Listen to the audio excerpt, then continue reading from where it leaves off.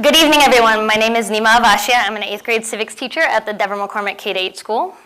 My name is my mic on? Okay, sorry. My name is Chen Ying Wang. I'm the Director of Operations at the school. We are incredibly excited to be here tonight and share with you our school's work on early warning indicators, or EWI for short. We'd like to start today by telling you a little bit about our school. So the Dever-McCormack started as two separate schools, the Dever Elementary and the McCormack Middle School. In 2010, they were brought under one leader, Principal Mike Sabin. We're here today to talk a little bit about the upper school. You'll hear from our colleague, Brandon Lee, a little bit later. He works in the lower school. But our upper school has 660 students.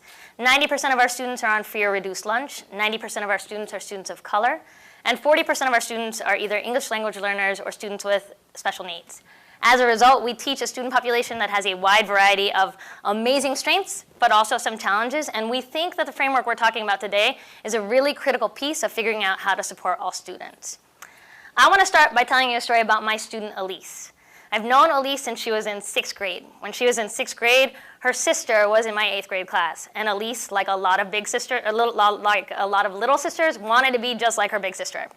So she would spend a lot of time in the hallway, getting into trouble, getting into altercations with other students, trying to act much older than she was actually. And it caused her to suffer in a lot of ways. Her attendance was low, her grades were low, and she was racking up a lot of disciplinary referrals. And when I would watch her in the hallway, I would worry about her a lot, and I would worry about what her trajectory through our school was going to be like.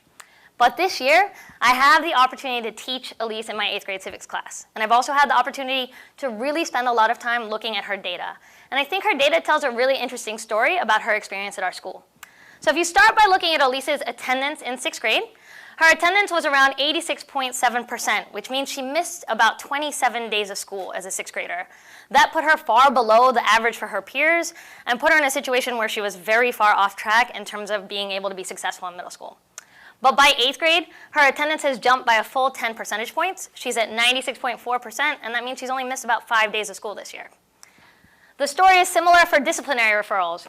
As a 6th grader, Elise earned 30 disciplinary referrals for major behavioral incidents. As an 8th grader this year, she's only got 6, so there's a significant drop there. And finally, in terms of her grade point average, the story is similar. When she was a 6th grader, she earned mainly D's and F's, and her GPA was around 1.33. As an 8th grader, she's earning C's or higher in all of her classes, and her GPA is around 2.18, a full grade point higher. So the question is, what happened to Elise? How did she go from being the 6th grader who was off track in terms of attendance, behavior, and coursework, to as an 8th grader being on track in all 3 categories? Our hypothesis and what we're presenting tonight is that it's really been our school's work on EWI that's had this significant positive impact on Elise and on so many other students at our school. EWI stands for Early Warning Indicators of High School Dropout. And what it is a framework of analyzing and using student data to make sure kids are on the track towards high school graduation. It originally came out of research by Dr. Robert Balfans at Johns Hopkins. What he and his team set out to find was, what are the factors or what are the indicators about a student that most predict how likely that student is to drop out of or graduate from high school? And they found 2 really interesting findings. The first is that the 3 indicators we just saw of attendance, behavior, and course grades are the 3 most highly predictive indicators, and even more so, and sometimes surprisingly, than standardized test scores. And the second really interesting finding is that these 3 are really predictive in as early as 6th grade. What that means for us as a middle school is that we can actually have a really significant impact on our students well after they've left our school. But as interesting, as fascinating as this research is, it's actually really hard for a school to know what to do with it. Dr. Balfans, out of this research, created a program called Diplomas Now, and we've been lucky enough to have the support and really strong partnership of DN to make sure that we're implementing EWI well. And at this point, I feel like we really have a significant way of looking at how impactful it is and what it can really look like at a school. So with the partnership at Diplomas Now, we've kind of become a school community where data drives everything that we do. And not just data in terms of test score data, but really thinking about students' attendance data, their data around behavior, the data around their course grades, as indicators that we can use to think about how to support students and how to know how they're doing. And so even before the school year starts, Teachers, staff members, guidance counselors, administrators are looking at data. They're analyzing the previous year's data to really think about how are we supporting our students? How are we making sure that a student who struggled with attendance is getting some mentoring and some support around their attendance? How are we thinking about a student who maybe struggled very seriously with their English or math grades and getting an intervention around reading or math that might really build them up? We're also using snapshots of student data to think strategically about our classes. You don't want to end up with a homeroom where a vast majority of students really struggle with attendance, and then there's another homeroom where no one is struggling with attendance. So you really think about how do you balance kids' needs across your classes. That's all before the year starts.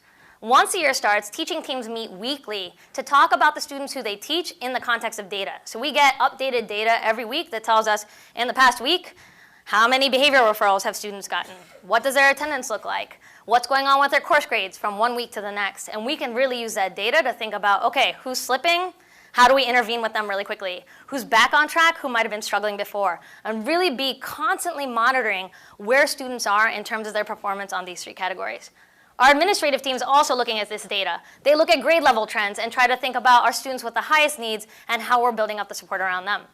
And then monthly during the year, students who are still not making progress are referred to our student support team for even more intensive support. And we also have an attendance task force that looks specifically at student attendance and how to move that particular indicator. In short, data and early warning indicators drive the work that we do at our school from day 1 all the way to day 180. So that's a very macro level at the systems. Now we want to take you back to Elise, because that's who we really care about. If you think about all of the work that our adults are doing at the school, and what does it really look like from a student perspective? If you think about the interventions kind of surrounding a particular student, kind of like a little solar system, the interventions that are farthest away from her are tier 1 interventions. And they're far because they're really broad. We provide these interventions for every student at the school. And they include unified school culture of common expectations, common instructional techniques. They also include raffles and school-wide assemblies that recognize students who've made progress on EWI. And finally, at our school, they include quarterly progress reports and individual conferencing, where we organize data into a reader-friendly format for our students, and we give them the time and adult help to really make sense of that data and to set goals around it. So we'd like to talk a little bit more about these conferences in particular. This is an example of what each student gets at the mid-level of each quarter. You can tell the theme is the road to high school success. So their 3 indicators are marked by 3 highway signs, along with traffic lights, even though there aren't traffic lights on highways, but you can tell the idea is that we're giving them a very colorful, very engaging way of understanding their own data. And if we zoom in on one of these indicators, this is C for coursework, you can tell that we provide their updated grades. And we also tell, for this particular student, that they're in the red. They have at least 1 D or F at this point in the quarter. But we don't want to just leave it at that. We also provide text that tells them why they're getting the red and also what they can do about it. They still have a whole half of a quarter left to improve.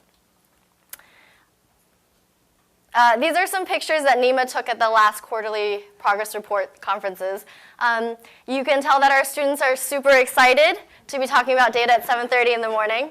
And you can tell that Elise is really excited to be talking about her own data. But this is really where the power and the action of EWI can be, is with students and with students owning their own data. So that's tier 1.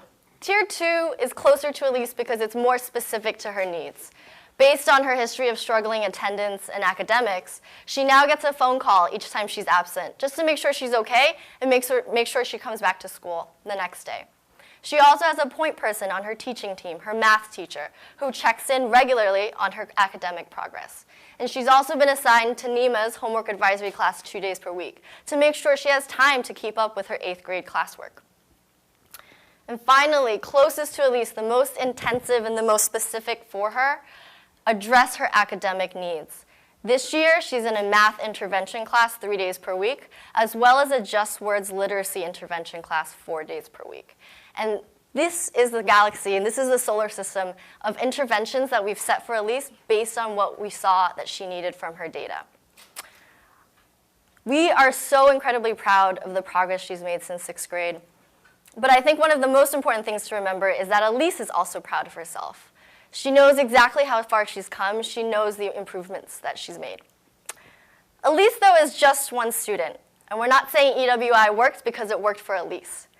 So we're going to talk a little bit about this class of 2014, this 8th grade class that started with us when we started EWI, really.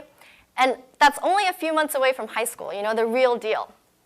So when we look at her graduating class, overall attendance rate, much, much higher than previous graduating classes. Average number of disciplinary referrals, much, much lower.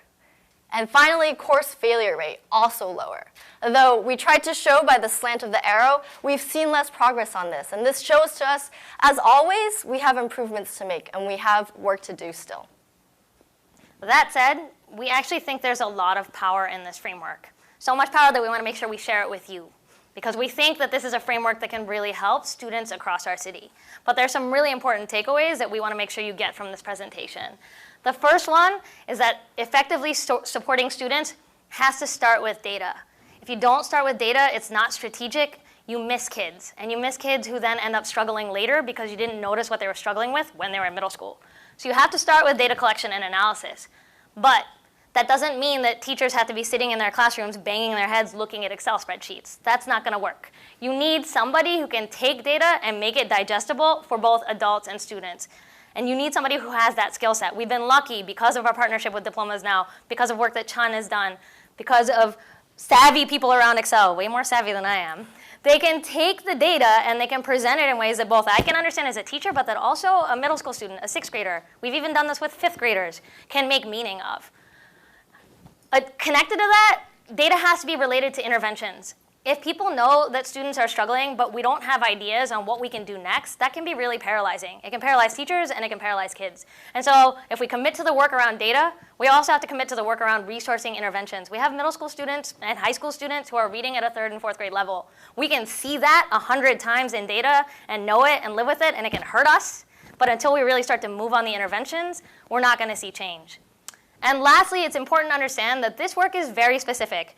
We could give you the list of interventions that we use at the McCormack, and you could go somewhere else and try them, and they might not work. The whole point of EWI is that it really brings supporting students down to the specific student and specific school level. And so this framework is a way for getting you and getting students to the place where the specialization that comes around support is very, very, very accurate. Our theory is that this method of thinking about student support could really support students in Boston and schools in Boston in helping all of our kids get to high school graduation and beyond. And so we hope you'll take this information with you and use it to support our kids. Thank you. you.